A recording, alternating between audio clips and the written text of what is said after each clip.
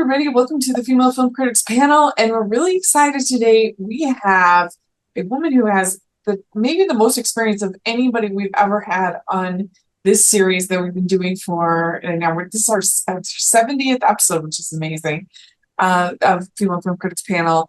But we have Susan Granger on with us today, and you've been doing this for a long time, writing film and theater reviews. Susan, thank you so much for coming on and talking with us. I'm delighted to be with you. It's great fun. Yeah, so this is your first time on the podcast. Why don't you introduce yourself to the listeners and tell us a little bit about how you got started? You were a child actress, is that correct? Well, I started out in the movie industry. Yeah. Just to kind of clarify, because there's a lot in my background. I'm 86 years old. Yes. So yes, I started out as a child actress in the 1940s. Wow. And the reason I started out as a child actress was because my dad was a director. And he needed a 3-year-old for a movie with Wallace Beery called Salute to the Marines, and he had one at home. This was before the era of casting directors. So he brought me into the set, and Wallace Beery taught me my lines. You know, I couldn't read at that point. I was 3 years old, so I just memorized everything. And I had a great time. I really enjoyed it. My dad was a director, and then he became a producer. He made movies like Born Yesterday and All the King's Men, and he died making From Here to Eternity, all of the movies long before you were born. Wow, I didn't realize that was your dad. That's so cool. And then my mother remarried. My stepfather, who became my adoptive father after my dad died, didn't like the idea of my being an actress. He didn't think it was a great thing for a teenager. He was probably right. And as a matter of fact, what he said to me was just wonderful. Now, I know people will think it's a little cruel, but it wasn't. He sat me down. He said, "Susan, do you really want to be an actress?" And I kind of gulped and said, "Well, I don't know. Basically, I loved working with my dad in movies and made many movies with him. But I wasn't sure if that's really what I wanted to do." Meanwhile, I was publishing a neighborhood newspaper because writing is really what I love. And so my dad said to me, this was my adoptive father, a man named Armand Deutsch. My biological father, my real father, was Sylvan Simon. Anyway, he said to me, "Susan, let me be honest with you. If you're not as beautiful as Elizabeth," meaning Elizabeth Taylor. Sure. Now, hey, we went to the MGM commissary. Elizabeth Taylor could be at the next table. So it wasn't that far-fetched to be compared. Right. I wasn't as beautiful as Elizabeth, and I wasn't as talented as my dear friend Margaret O'Brien. So he said, if you're not extremely talented or extremely beautiful, I think you'd be much happier as a writer. And he was right. Yeah. So I went to college, and I went to Mills College in California, and was incredibly fortunate that I was an English major, and they had a course called journalism, and I thought, oh, that'll be fun. It was taught at night by the editor of the San Francisco Chronicle at the time. So I went to class, and this man walked in, this short, stocky man with a big cigar walked in, and he said, "Okay, ladies," now this was a woman's college, so that was quite appropriate. "Okay, ladies, I can teach you who, what, when, where, and how. You can write for the San Francisco Chronicle. I'll give you assignments. If your article gets in the newspaper, you get an A. If it doesn't, you get an F. That's the newspaper business." Well, I loved it. His name was Pierre Salinger. And if that name rings a bell, it's because he went on to be President Kennedy's press secretary. Okay. So he was my mentor, and it was wonderful. So that was how I got into college. And shall I go on? Yeah. This is so fascinating. So, okay. Well, I got married between my junior and between my sophomore and junior year. I was 19 years old. I was an idiot, but nevertheless, I got married to a man I'd known less than 3 weeks. Oh my gosh. We were married for 27 years and had 2 wonderful children. Wow. But then I transferred from Mills to the University of Pennsylvania, and he was a doctor.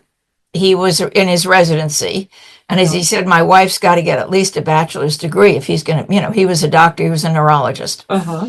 And so I got my degree from Penn and then moved up to New Haven because he got a residency at Yale.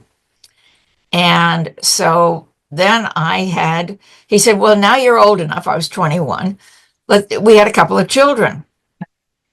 And then I tried very hard to be a housewife.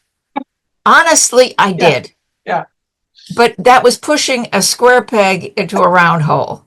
Yes. I did not fit the bill. Yeah. So we got, actually the straw that broke the camel's back happened from the bank. Uh-huh. The bank sent our mortgage statement. Now, I had contributed to the mortgage as my husband did, and it was in both of our names. And the mortgage came to Donald P. Granger et Ux. Now, I know enough Latin, and I studied Latin and Greek when I was in school. That means and wife. I burst into tears and said, I've got to be more than an Ux. Yeah. So I went to work, and I started working in radio. And I loved being on radio. That was fun, except the only job they would give me was I had to do housekeeping hints. Oh, no. All of which I stole from Heloise or, all these other places, Good Housekeeping. Yeah. And was on radio for a number of years, then got my own talk show, then became an anchor woman on ABC here in Connecticut. Okay. Channel 8. And when I was an anchor woman, I started to hear movie critics who didn't know what they were talking about. Yeah. They were all these pseudo-intellectual New York critics who thought they know how movies are made and had never been on a movie set in their life. And I kept saying to the director who was directing the newscast, I could do better than that. I could do better than that. So finally he got tired of hearing it and they gave me a chance. Yeah. And rather than doing the news, I just kind of segued into being a movie critic. Do you remember the first movie you ever reviewed? No. No. But I could tell you the first Broadway show. Oh, yeah. Now, I was on radio and television in Connecticut, which is where I live. Uh-huh. And then I got a great offer from WMCA in New York, which was one of the premier radio stations in New York. And the first show that I was going to review as a first night Broadway critic, Tony voter, the whole thing. And my husband was very proud of me at that point. And he had at first objected to my working, but then he was very proud of me. So we went into New York and we went into a parking garage to park to see the show La Cage aux Folles, which was the first Broadway show.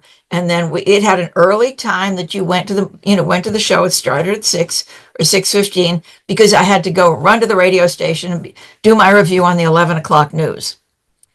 So we got into the parking garage and the garage attendant said to my husband, well, where are you going? How long are you going to be? And he said very proudly, well, my wife is a first night Broadway critic and we're going to go see La Cage aux Folles. And the garage attendant looked at me right in the eye and said, well, if she doesn't work for the New York Times, who the hell cares? Oh. So that put me in my place. But it was great fun. That was really fun while it lasted. And then, of course, as it happens with many radio stations, it was sold to Holy Roller Radio. And I went back and started doing more newspapers and magazines in Connecticut. So basically, that's how I got from there to here. Are you a fan of Rachel's reviews? Do you look forward to Family Movie Night, Female Film Critics panels, or the Talking Disney podcast? If so, please consider supporting the podcast by becoming a Patreon. As a patron, you get to access monthly events such as the watch-alongs and Q&As, where you get to talk to stars and find out the behind the scenes of the movie making industry. And you can pick what I review for Family Movie Night or even become a guest on the podcast. podcasts and YouTube channels are expensive, and I really, really could use your help. I would so appreciate it. You also get to be a member of the Facebook group where we talk about all the films that we're seeing, and we have so much fun. Go to patreon.com/Hallmarkies and select one of the Rachel's fan tiers. That's patreon.com/Hallmarkies. You were growing up with your dad being a director and everything. Did you feel like you got a good introduction to like the great films? Were there? I had the most privileged introduction you could possibly have. I'm sure. He was a director, and then he became the head of production for Columbia Studios. I really grew up on the MGM lot, but then he went to Columbia with a great promotion, and we had our own projection room at home. And so he said to me, "How would you like to see every movie ever made?" So he said, "Oh, but you have to maintain an AB average in school." So I'd rush home from school, do my homework, and make sure that I got all the assignments done. We'd have dinner, and then we would watch 1 or 2 movies every night. I did not see all the silent films, but from the beginning of talkies, from the 1930s on. Wow. So I had an incredible education right there. And then seeing my father watch the dailies, which are what they shoot every day, on the different, on the different sets. Let me get a drink of water. And he would look at the different shots, I'd see why he chose one over the other. And he would tell me why something worked and why something didn't work. And it was a great education. Yeah. Wow, that's so cool. What do you think sets movies apart from, as you review some theater, what do you think sets movies apart, or what do you think special about both art forms? Makes them unique. Both art forms. Well, I love movies. That's my number one love. Movies are magical carpets that take us to places we could never go, and introduces us to people that we would never know in ordinary life. We get, years ago, a silent film star called Lillian Gish said Hollywood is an emotional Detroit where you buy a catharsis instead of a car. Oh, and that's what it is. It's an emotional catharsis. Yeah. I love it. We sit in the dark and we share this journey with people. Insofar as theater goes, I was just looking at this because I am still a Broadway critic. I belong to I'm not a Tony voter anymore because that radio station went defunct.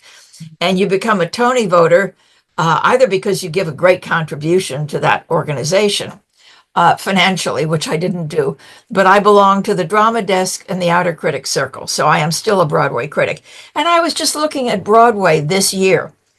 Death Becomes Her, Sunset Boulevard, Picture of Dorian Gray, Good Night and Good Luck, Real Women Have Curves. They were all movies first. Yes. So what I mourn is that the theater lacks a lot of originality that it used to have. I love what I call real theater are one-man shows where, somebody does all the different parts. I guess Dorian Gray is more based on a book, right? Or play. Isn't that the picture? It used to be called The Portrait of Dorian Gray, and it was a movie of the 1940s. Yeah, and isn't that a one-woman show? And it is a one-woman show with Sarah Snook. Remember, Sarah Snook was in Succession. She was the daughter. It's a fabulous one-man show. Oh, and I do have news for you. For you and your listeners and viewers. George Clooney's, and I'm reading this off the press thing they just sent me, Good Night and Good Luck is going to air live on CNN. Right, it's one of the last performances he's doing on Broadway. That'll be on June 7th at 7 p.m. Eastern Time. You can tell them what it is, Western Time, Mountain Time. Yeah, right. But that'll be on June 7th. And George Clooney is wonderful in it. Yeah, I'll have to check it out. Once again, it's true that almost all Broadway musicals these days are either jukebox musicals or based on a movie. And exactly. Yeah. No So question. movies are my great love. Yeah. Yeah. Yeah. What do you think's the biggest challenge to cinema and movies right now that they're facing? Getting the audience back in the theater, Yeah. because so much goes so quickly onto the streaming services. Now, I do put a disclaimer on my reviews, so I'm not revealing anything that I don't reveal in movies. But not only did I come from a movie family, my brother made Somewhere in Time and Bill and Ted's Excellent Adventures, so he was a producer. But Oh, my okay. son went into the business. His name is Don Granger, and he has a new movie coming out. Oh, what's his new movie? His new movie is a little movie called Mission Impossible. Oh, he's involved with that? Yes, he's one of the producers. Oh, I had no idea. And Wow. so I think, that's what I'm looking forward to this summer. That Yeah. I hope. I mean, Barbenheimer did it a couple of years ago with Barbie and Oppenheimer.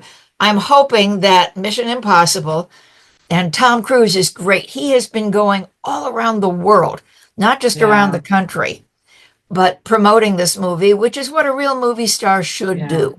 Real ambassador of the cinematic experience too. Yeah. Absolutely. He loves audiences. He makes movies for them.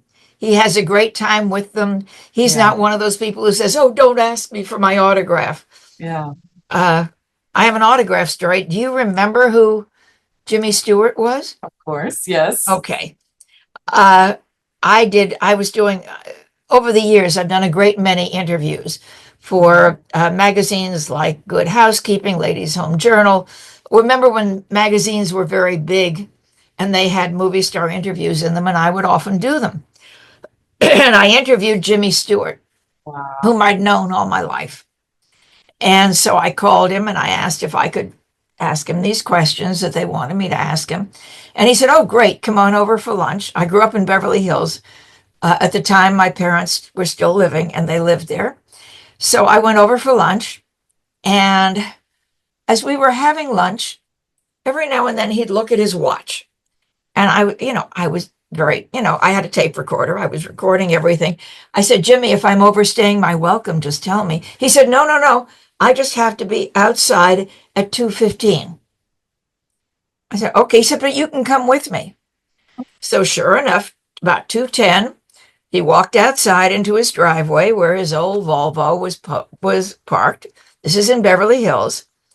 And sure enough, at 2:15, one of those tour buses came by.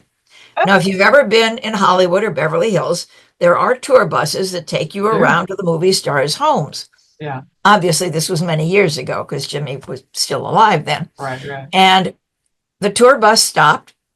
The driver waved at him. He waved back. Everybody got out of the bus. It was before the era of cell phones. Everybody had their little cameras, though. Jimmy posed with everybody. He signed autographs. The whole thing took about 15, 20 minutes. And then all of the tourists got back on the bus and they tootled on their merry way. So we went back in the house and I said, "Jimmy, that was fantastic for you to do for your fans." He looked at me straight in the face. He said, "Susan, those are not just my fans. They're my partners. If they weren't interested in me, if they didn't want my picture or my autograph, I wouldn't have this house. I wouldn't live this life in Beverly Hills. They're my partners, and I'm very grateful to them." Yeah. I wonder if people could even do that now, like even if they wanted to, just with Well, Tom just Cruise like, does. yeah. Whenever you see him with a crowd, he dives into the crowd. He poses for selfies. I mean, now Yeah. people have cell phones, so they do that. That's the thing Signs is just autographs. He does everything's not play online. movie Yeah. star. I mean, Yeah. he's a kind That's and gracious man incredible. who is so grateful for his career. Mhm. Yeah. Yeah. I mean, and nobody can watch one of his movies and say he's not given 110%. Like, I mean, he's Oh, hanging off of absolutely. planes and like that. Oh my God, yes. What? Yeah.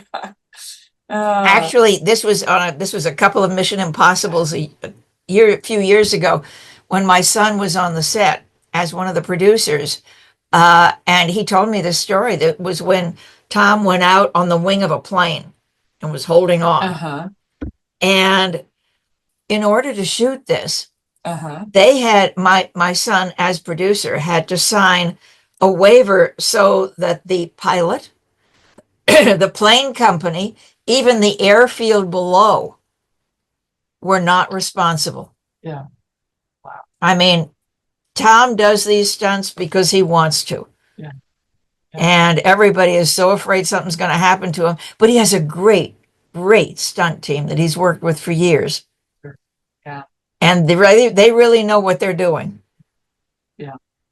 Do you find it a little bit hard as a critic to be super tough on films because you have so much experience with the backside of it, with the production side of it? Like, do you feel bad? Like, oh, I'm being really tough on this bad movie? Just the opposite. I love movies. Mm-hmm. And every critic, I mean, look, you're a critic too, and I'm sure you have your own criteria.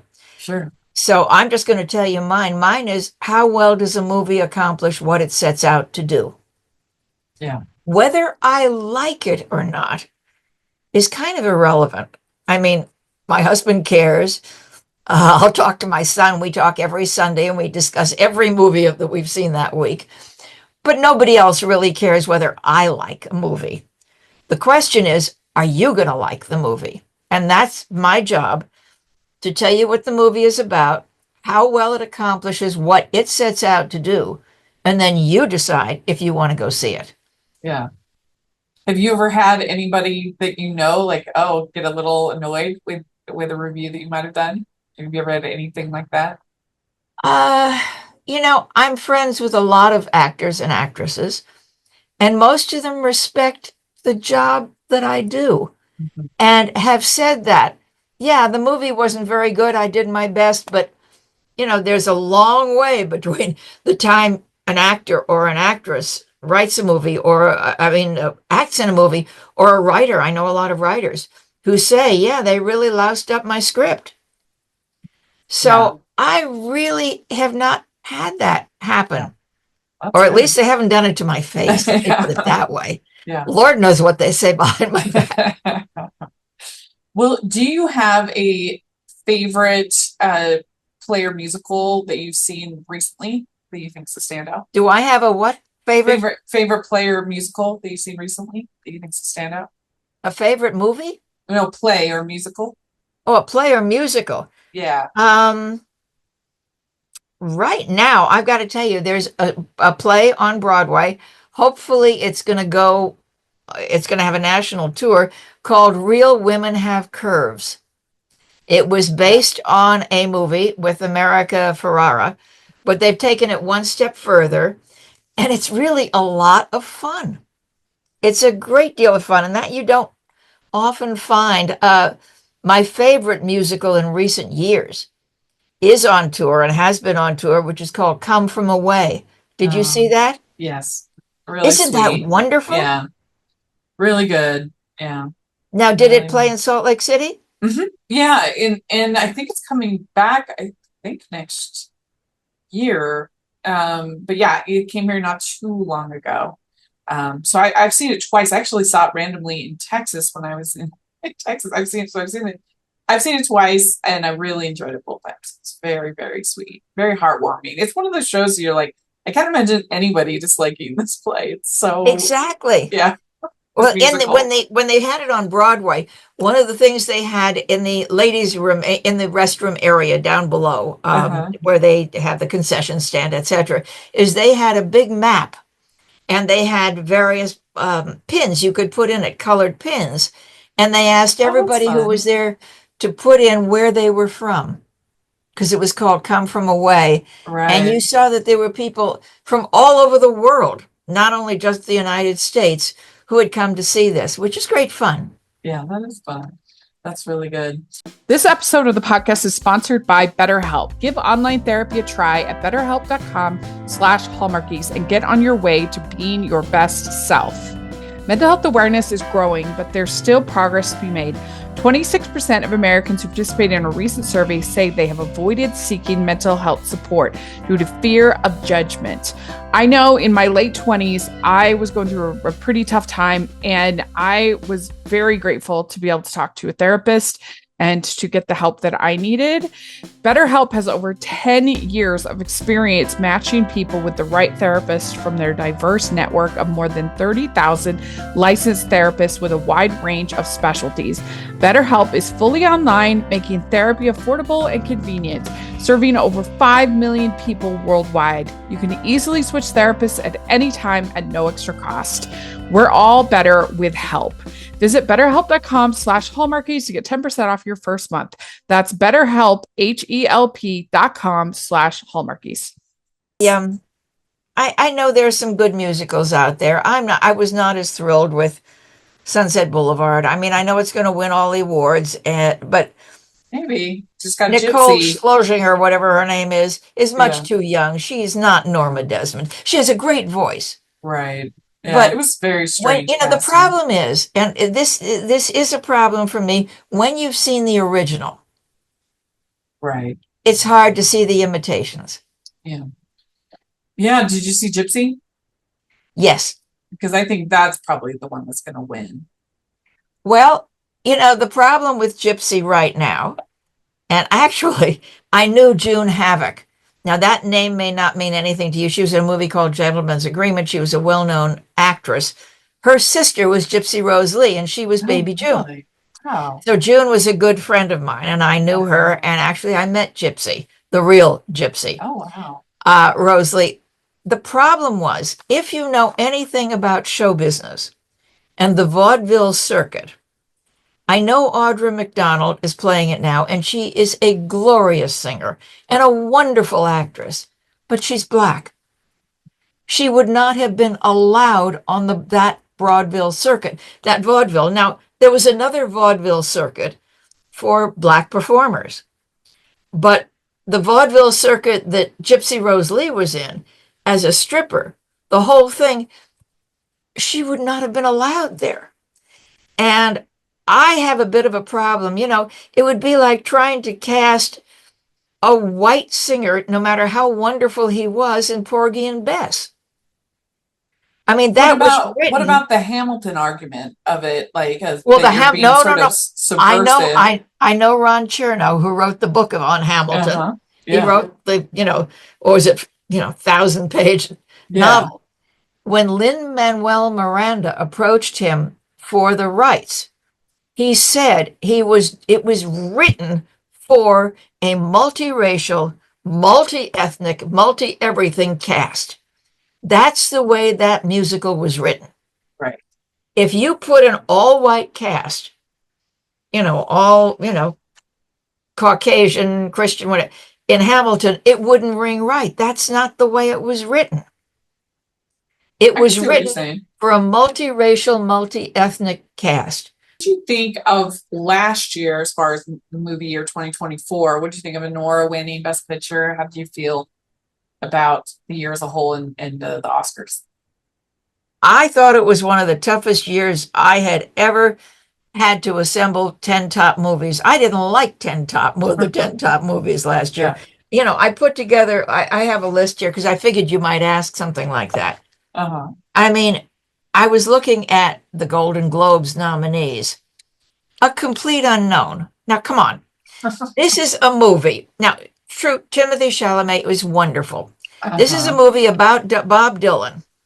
And with all the crises in the world, with all the emotional upheaval in the world, this whole movie was based on the fact that at one concert, he's wild and crazy rock and roll, an acoustic guitar to an electric guitar. At the horror! Yeah. I mean, come on. This is hardly something you're going to get an emotional catharsis on. The man switched guitars. He's a brilliant musician, but that was the whole crux of the movie. The Nickel Boys was another one that was all one note. I mean, it Yeah, was I about these agree. poor boys who I were didn't like it. mistreated in the South. But I don't think it went anywhere. I had a really tough time last year. I thought Nicole Kidman's Baby Girl was idiotic. So I had a It, hard time with last it year's wasn't movies. This even year's are going to be better. it wasn't even escapist because it wasn't even like they had no chemistry, I didn't think. They had no like there was no sizzle. It was just kind of I don't know, it was very weirdly filmed, I thought. I agree with you on that. I had a very bad year last year as far as studio filmmaking. I thought that almost all the blockbusters were disappointing last year.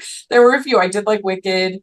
I Oh, liked I it. loved Wicked. I I thought Wicked was yeah, wicked fun. that was really, really good. I liked The Wild Robot. There were a few that I I thought enjoyed. September 5th was Yeah, fascinating, that was good. and that didn't get the acclaim that it should have. I didn't see that until this year. I didn't get to see that until January, but Well, a lot of them, yeah, unless you were in New York and Los Angeles, you weren't able to. yeah, And then they went streaming, and most people saw most of them on the streaming yeah. services, But except for yeah, Wicked that you had to see on the big screen. there were just so many studio films that were underwhelming, in my opinion, last year. And I just felt like I was such a grump. I was like always the one being like, Well, uh, I'm sitting grump beside you. okay, good. This Yeah, year is I going felt to like be I had much to better. really It's going to be dig. much better. Just wait till Mission Impossible comes out. Yeah. And I hope so. I really hope that it's going to be. I'm so excited for Materialists because I love rom-coms and to see a movie like that, the way they're marketing it. I'm just trying not to have unfair expectations, but we just had almost no rom-coms on the big screen in the last 10 years, really. I mean, very few. Absolutely. And so I'm just so hopeful. It's good. Well, you see that, as critics, you and Yeah, I, and most of us go in just wanting a yeah, movie to be wonderful. it's true. It's I mean, true. you sit there and, you're invited to screenings, I'm sure, as I am, but we do have to buy our popcorn. And do they give you free popcorn when you go to the screenings? Not often here. We don't get. I feel like my friends who live in Denver get better than here in Salt Lake. We don't Okay. get much. And of course, in LA, New York, they get all the No, in swag. LA But and New York, we don't get free popcorn you don't get free anymore. We used popcorn. to. I used to. We used to, but we Oh, don't anymore. cheapskates. Every At once in a least not for while. Every most of them. once But in a anyway, you while. sit there and you want the movie to be good. Yeah. You want to have something to be enthusiastic about, Yeah. to Of recommend to course. people, to say, hey, you got to see this because it's really quite wonderful and I love sharing it with you. Yeah. That's our It's job. true. Yeah, I was gonna ask you, like, can you think of a movie recently that you feel like you really championed, that you really loved, and you kind of were telling Well, everybody? the six triple eight was Okay, one. yeah, yeah, yeah. That was one that did not, that I really championed. Oh, Uh-huh. by the way, on Broadway, if you want to know a movie a show that other people liked that I thought was a total waste of time is Stranger Things, Yeah, yeah. I saw the your beginning. review of Oh that. my Yeah, God. But the audience seems to love it because they know all about it. Don't go yeah, see Stranger Things unless you have watched every single segment of the television show and know who these people are. yeah, Otherwise, it's sound and fury signifying nothing. Okay, yeah. what else have I? Well, I know what I'm. Don't bother seeing Rust, Oh, the yeah. Alec Baldwin thing, which Mhm, never should have been released to begin with. There's mhm. no excuse for having live ammunition Yeah, on that's crazy. on a film screen. Let me see. I'm just looking at. Um, I really enjoyed I saw it at Sundance, but it just got released not too long ago. Is The Ballad of Wallace Island. That's a movie that the Ballad of what? it's called The Ballad of Wallace Island. It's a movie that I feel like it's such a crowd pleaser. Like it should have gotten like I don't understand why these studios, these distributors, pay these big bucks at Sundance for these movies and then do nothing with them. They don't even like I don't know. I just feel like this movie had such a potential to be a little hit, a little gem. If like they've done anything with it, it's Oh, so I look forward charming. to seeing it. Thank you. Yeah, I think you'd like it, and it's really really sweet. And that's probably my favorite. Well, I mean, there's also a movie, and I don't even know if it will get a distributor or get released because of copyright and other things, but I saw it at South by Southwest.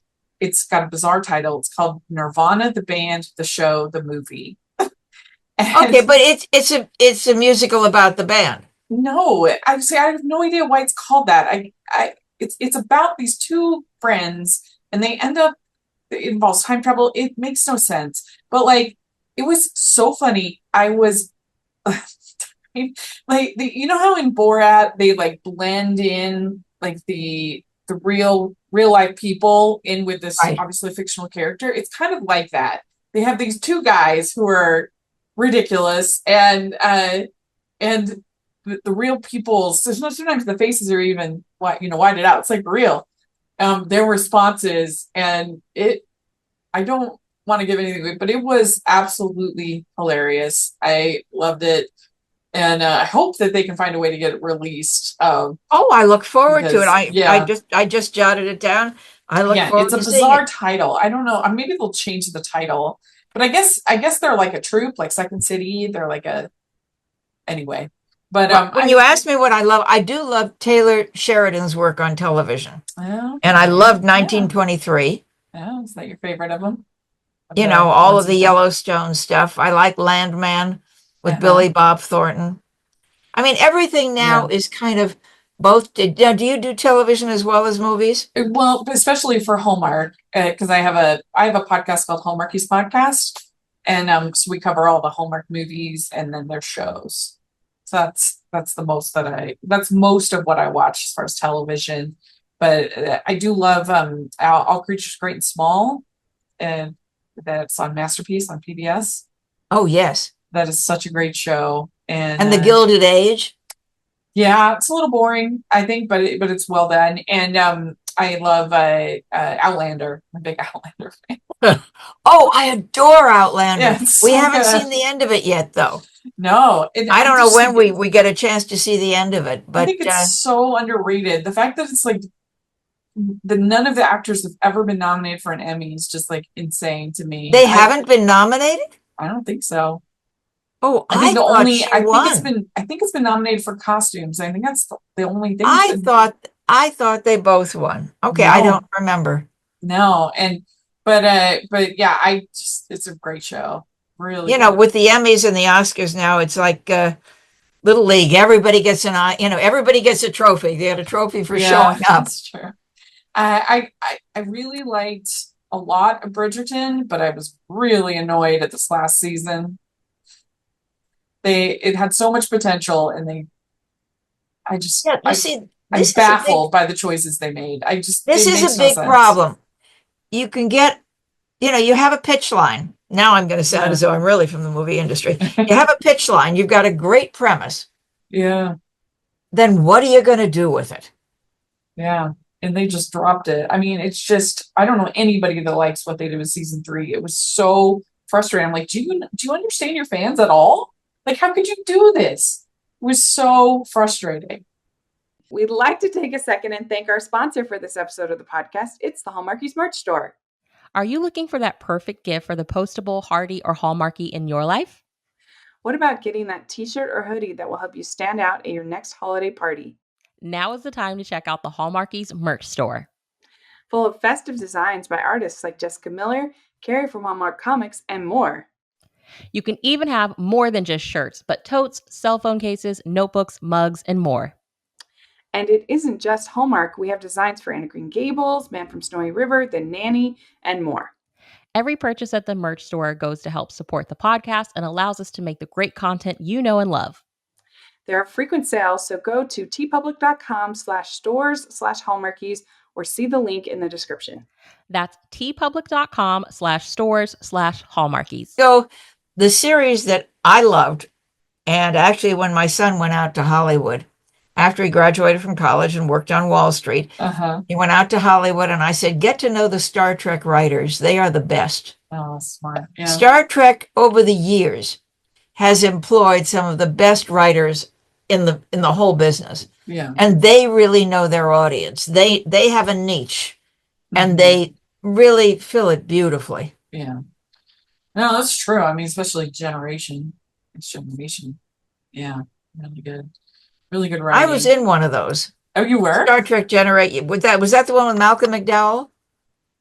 So it was one with Patrick Stewart. Yeah, Yeah. but Matt was Malcolm McDowell. I played it was just a bit part, but I think I was a 310-year-old El-Orian, Uh-huh. and I looked weird, Yeah. but it was lovely. I just wanted to play a bit part in one of the Star Trek movies. Yeah. So if one of the so if like Bob Iger were to give you a call and be like, "What's your advice? What would you tell a major studio like Disney, Warner Brothers, whatever it might be? What would be your big advice that they should do to make movies better, make them more effective? What would be your big advice?" Hire my son. Well, Yeah. so they are. My son, Right. Don Granger, at the moment is the head of production of Skydance. Okay. Uh, and Skydance may end up taking over Paramount. Oh, wow. I didn't realize If that. that goes through, the deal has Mhm. not been approved by the FCC. So if the deal goes through, uh, I will be in the wonderful position of talking to the head of production of one of the biggest studios in Hollywood. And we talk about this every Sunday. It's make good entertainment Yeah. that people really want to see, that they will pay money to go see, Yeah. because you can see so much at home free. What is going to bring them out of their houses into the theaters? Yeah. Yeah, I mean, I would say, like, yeah, focus on the scripts. Because it doesn't Absolutely. matter. Without a writer, you don't have anything. Yeah. If the story isn't getting me, then it doesn't matter how fancy it looks or if it's and the same thing, like it can be really cheap. Like I loved Hundreds of Beavers last year. That was made on a $150,000 budget. Nothing. And it was so creative and funny, and I loved the way it was filmed and just everything about it I loved. And I don't know, you could make it's just it or even like a good Hallmark movie. Like when it's well done, well put together, it's entertaining. Like that's the key, not how like what IP that it is or how big the explosions are or whatever it might be. Exactly. Yeah. You have to Story. buy into the Story. characters. You have to want to go on this journey with the characters. Yeah. And you've got to want them to come out better in the end. I mean, that's why they never killed Lassie.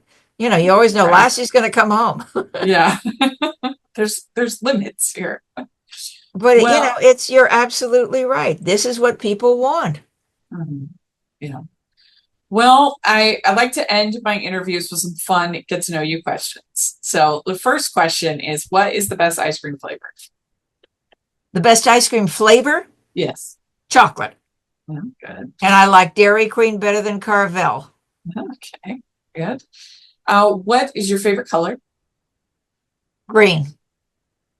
What music are you into? Frank Sinatra and Barbara Streisand. Good choice. That shows my age. Classic, can't go wrong. What is your go-to date night food? Hamburgers. If you take me someplace, In-N-Out Burger in California, they don't have them here in Connecticut. I'm a hamburger person. Yeah. I really love good hamburgers, French fries, and a Dairy Queen, and you made me very happy. Good. All right. What is your go-to date night activity? You're going out doing something. Going out on a date night? Yeah. We go to the movies. Go to the movies. Yeah. We always say you want to do instead of dinner and a movie, you want to do movie and dinner. Because then you can talk about the movie and dinner. Yes, I like a movie and dinner. Yeah. Absolutely. I think that I love to go to the movies late in the afternoon or sometime in the afternoon and then go get a meal afterwards. First of all, it's less crowded than it is. I mean, I never go on a Friday or Saturday night. So that's for the amateurs. Well, and you get the matinee price. Yes, that's true. Cheaper. And I get Yeah. a senior price. Yeah, yeah. And and then go to dinner like 7 o'clock. Perfect. Absolutely. Yeah, good choice. And All right. I guess on food, I love seafood. Mhm. So Yeah, I think, if I that's a wasn't good going to be a idea, hamburger, too. it would be some kind of seafood. Yeah. So which do you like better, dogs or cats? Dogs. I'm allergic to cats. Me too. Which do you like better, beaches or mountains? What? Which do you like better, beaches or mountains? Beach? Oh, beaches. Yeah. Okay. Absolutely beaches. I'm a beach woman. What is your favorite holiday to celebrate? Thanksgiving. Do you have your thing that you always make? Pardon me? Do you have your dish at Thanksgiving that you're known for? Turkey. I make a Good to- wonderful turkey. Yum. And I make a carrot ring that I pass off as vegetable, and it's a carrot cake. Okay. Getting the drift here. Right. All And right, pureed broccoli. Everybody seems to love the way I do that. I like making Thanksgiving dinner. Yeah. Last question. What is your favorite romantic movie? Somewhere in Time. Oh, perfect choice. Very good. All right, you did it. You answered all the questions. Thank you. Thank you so much. This was such Can a I tell you treat. my favorite musical? Yeah, please. State Fair. Oh, From the 1940s. yes. Gene Crane, Dick Haymes. Don't ever see the remake with Pat Boone. But it was the only Rodgers and Hammerstein musical that they ever wrote for the movies. Yeah, that's true. Yeah, because I guess And I Cinderella love State Fair. the Cinderella that was written for television. That was written for television. Yeah, yeah. Cool. Good choice. I love that too. Well, very good. You did it. Answered all the questions. Rachel, thank you for inviting me. It's very kind of you to invite me into your screening room. Yeah, absolutely. I wrote a book called 150 Timeless Movies. Here's hold that up a little higher so people can see it. Oh, wow. Look at that. Okay. We'll have a link down if people want to check And it out. it's on Amazon. Okay. And my website is www.susangranger.com. Well, thanks again. It was great to meet you, and hopefully keep in touch, and hopefully it is a great year of movies. Yay, thank you. I'd like to thank Susan for coming on the podcast. This was so much fun to get to talk with her. I hope you all enjoyed it as much as I did. And let me know what you think about the things we talked about in the comment section or on Twitter. And you can find me at Rachel's Reviews, all over social media, iTunes, YouTube, and on Rotten Tomatoes, and at rachelsreviewstheater.com, on Stage Blog Podcast, all over the place covering theater and film. Definitely check all of that out. Make sure you check out our playlist with all of our Female Film Critics Panel episodes. I would really appreciate that. And we have our Patreon group, which is the biggest way you can support everything that we're doing. And you get to be part of watch-alongs and other events and get to have bonus episodes. I really try to make it worth your while. We have monthly polls that you can be part of. So please check out the Patreon. If you are listening on iTunes, please leave your ratings and reviews. That's the biggest free way that you can help us so much in the algorithm to find us more. Please, please, please do that. And also, if you are watching YouTube, please give the video a thumbs up, subscribe to the channel. We really, really appreciate that. We're trying to get to 5K subscribers soon. So that would help us so much, and we really appreciate it. And check out our merch store. You get Female Film Critic Panel shirts and other designs, movie designs and other movie designs at the merch store. So definitely check that out. And thanks again to Susan. It was so much fun.